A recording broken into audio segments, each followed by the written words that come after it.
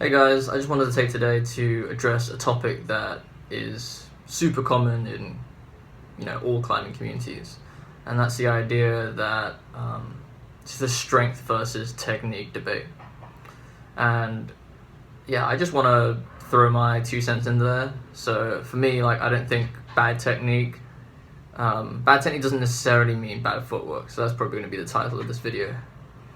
And it really depends on how you define technique, but for this video I'm going to define technique as climbing with efficiency, which is what I think most people mean.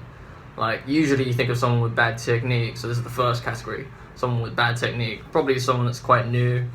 You'll probably see them flailing on the wall, and they trust their upper body probably more than their lower body, but generally they're flailing around. They don't really have an idea of balance and how to keep their body in balance whilst they're on the wall, which is totally normal since you're just starting, and it's just part of the process to kind of learn that balance and how to be comfortable on the wall. Now, I'm not really talking about these people. The second I think the people that get most of the blame for bad technique is the second category, which is people with kind of okay technique but have bad footwork. I think this gets thrown around quite a lot, that person has bad footwork, or that person has bad footwork so they have bad technique. And I'm definitely not arguing against this. So this is probably the person that you see has a decent idea of balance, so you probably see them do, back steps and heel hooks and flags, and understands balance, understands hips in versus hips out, or maybe doesn't understand it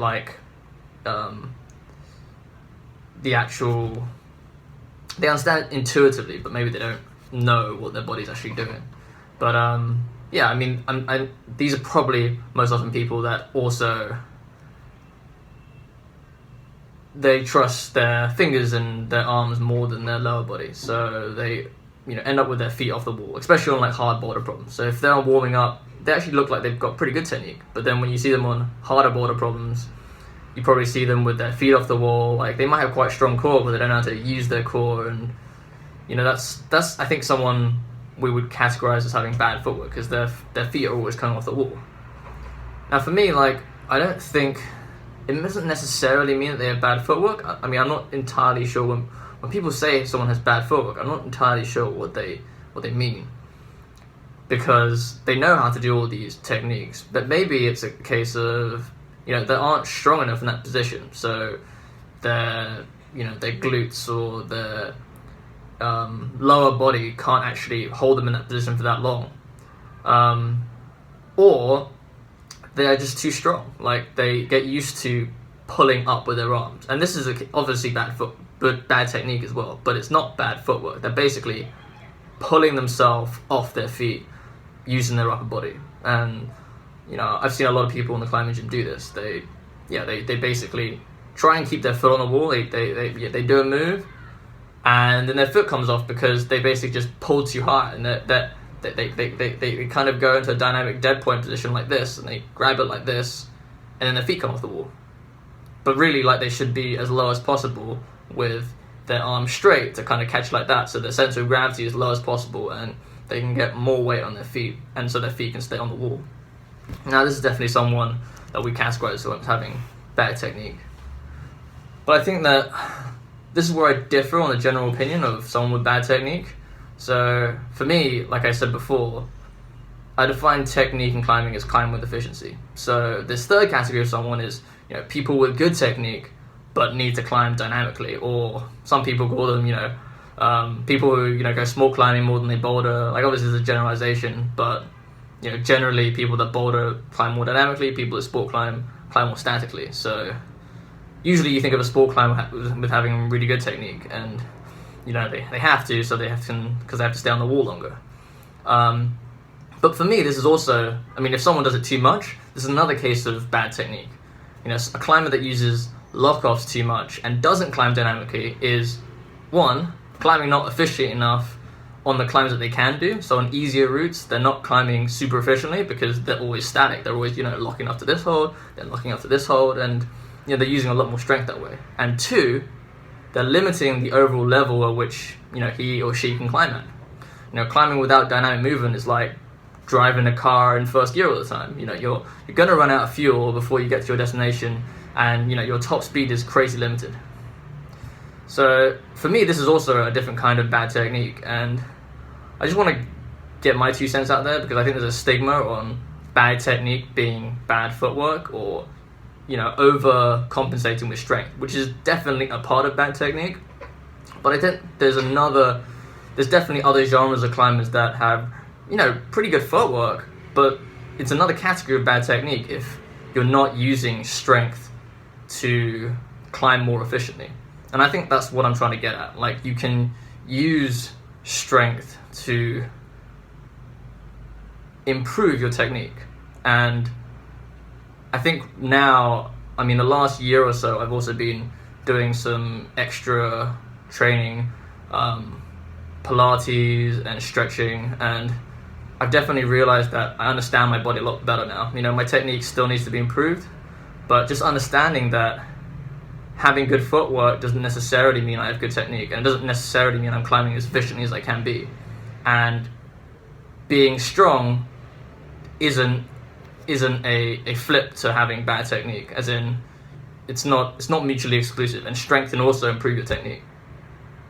So now that I've addressed what my opinion is on the matter, I just want to talk a bit more about what I think is a possible solution to these 2 categories. You know, one, the person that has bad technique, but they're bad footwork and generally bad technique, but they're pretty strong. And also the other category, which is someone that needs to climb more dynamically, maybe someone that climbs way too statically. Now, for the first category, I think that someone that is, you know, strong and their feet keep coming off the wall, I think a lot of the time they might try and practice that technique on warm-ups, and you know, try and do stuff like silent steps, or just generally trying to have good technique on easier routes. And I think this is definitely one way to start. Like, it's definitely a start, but I think that's all it is. It's only a foundation, and it's very difficult to take that to harder boulder problems where, you know, you really don't have that much time. Like, you need to, you know, you're basically going at 80, 90, 95%, so you're going to have bad technique on those boulder problems anyway. Like, you're practicing your technique on easier problems, which doesn't completely transfer over to harder boulder problems.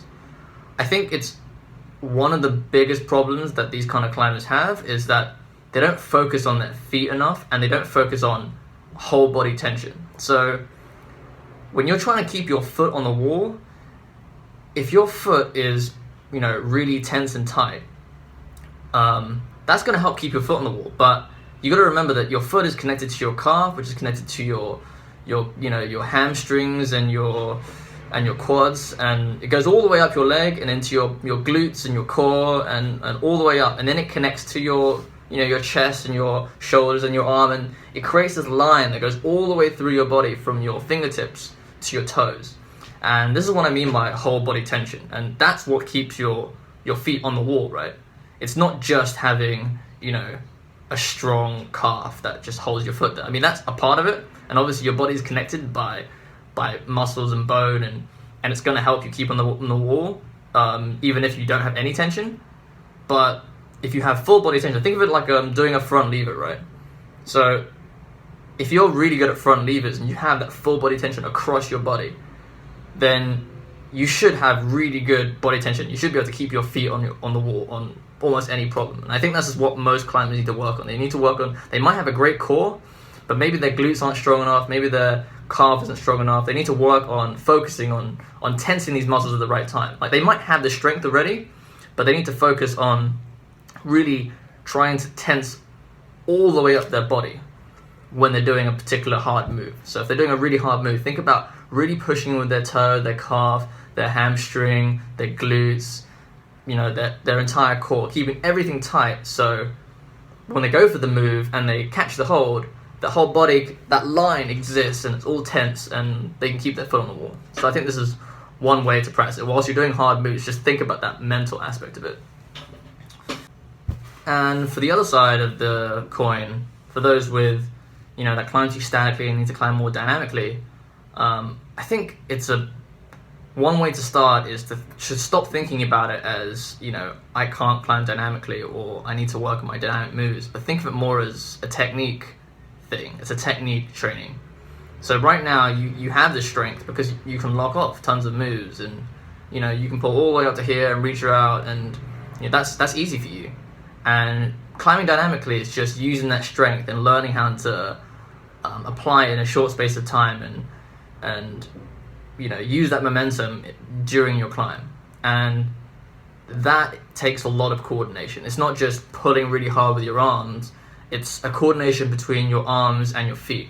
So I think the easiest way to describe it, especially for like just normal dead point moves, is that your feet, because you know you're a static climber, so you're probably going to be using your feet way more than your arms. But what you're not doing is you're not coordinating the momentum between your arms and your feet. So your feet push into the ground hard, and they give you that upward thrust. But just by the way the human body is, you're going to be kind of pushing yourself away from the wall. So you need to coordinate with your arms, where you push hard with your feet, and at the same time you pull up with your arms and reach for the next hold. So your arms give you that direction. They direct the force you generate with your feet to the next hold, and your feet give you the actual power. So what I find a lot with static climbers is that they first pull up to a full lock, and then they try and use their feet to kick them up to the next hold, right? But they're already all locked off here. So what's happening is that they basically, like, this is the wall, and they're here, they're already locked all the way up, and then they just kick themselves off the wall. They're not traveling dynamically towards the hold, they're traveling away from the hold. So when they grab it, their arm is like way in front of them, and their body is way back, and when they catch it, they can't really hold on because their hips are so far away from the wall. So the solution to that is obviously to start completely extended and use your feet and pull up at the same time. So you're directing your force towards the hold, and then you release together. So you're not doing it separate, like pulling up and then using your feet. You're practicing going together. So you probably want to practice this on easier problems first, way below your limit, and just build up. You're kind of just relearning how to climb. Like, that static strength is going to stay with you, and you're definitely going to need it, for your hard on sites and your sport climbing. But if you want to learn to climb dynamically, it's going to be really hard to climb like that at your limit. You're basically relearning, teaching your body how to climb again, because your body is so used to pulling all the way up and then reaching for the next hold. And I find that, girls usually have more problems with this, and sport climbers have more problems with this. They end up just climbing statically all the time, and they just need to kind of relearn how to climb to really bring that dynamic technique into the arsenal. So, because it is a technique. Dynamic movement is a technique. It's not just about strength or power. Anyway, I hope you guys enjoyed that video. I thought it'd be a bit different from doing some commentary stuff. I've got a lot of opinions about climbing technique, and I'm sure they've been, written and rewritten in multiple books and podcasts. And I love listening to Training Beta and the power training climbing podcast, as well as reading lots of material on climbing. But I thought I'd give you a more down to earth, my 2 cents on it. Feel free to, comment and tell me I'm wrong, or if you think I'm right and you want to discuss it more, please leave a comment. And as always, like and subscribe, and I'll see you next time.